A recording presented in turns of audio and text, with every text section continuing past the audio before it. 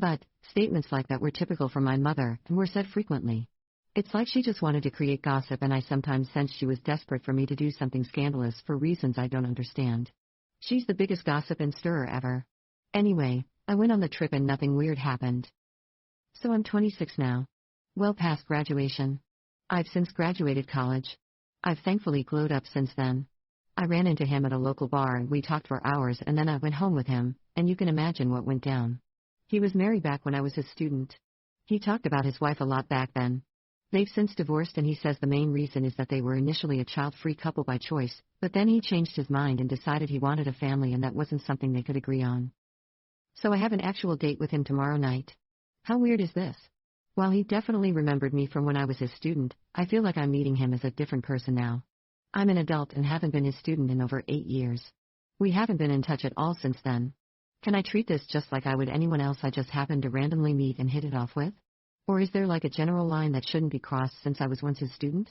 What do you guys think? Update. We went on an actual date yesterday and it went great. I think we both had a good time, and we had plenty to talk about without any of it really being about back then when I was his student. I think that's a really positive sign. He said absolutely nothing about having any sort of interest in me back then, but I didn't expect him to. He was truly always professional as a teacher.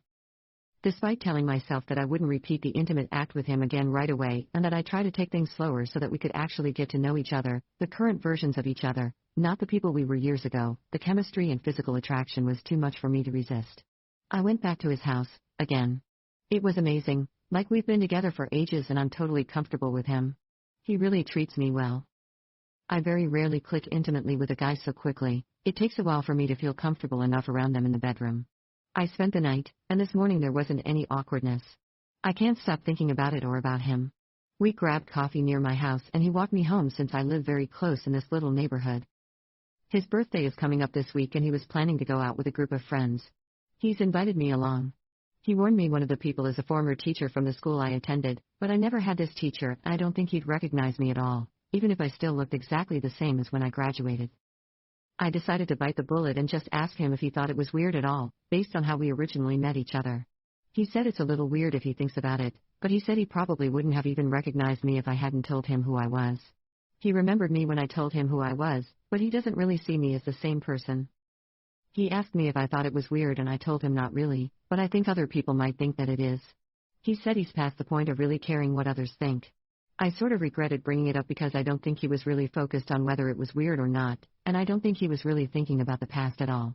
Now I worry I put the idea in his mind that this is weird and he's going to no longer be interested.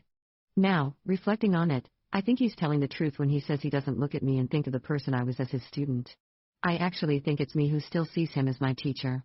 He's changed much less than I have, which makes sense since I was a teenager then, and now I am not. He looks nearly the same as he did 8 years ago, so I look at him and I do see the same person.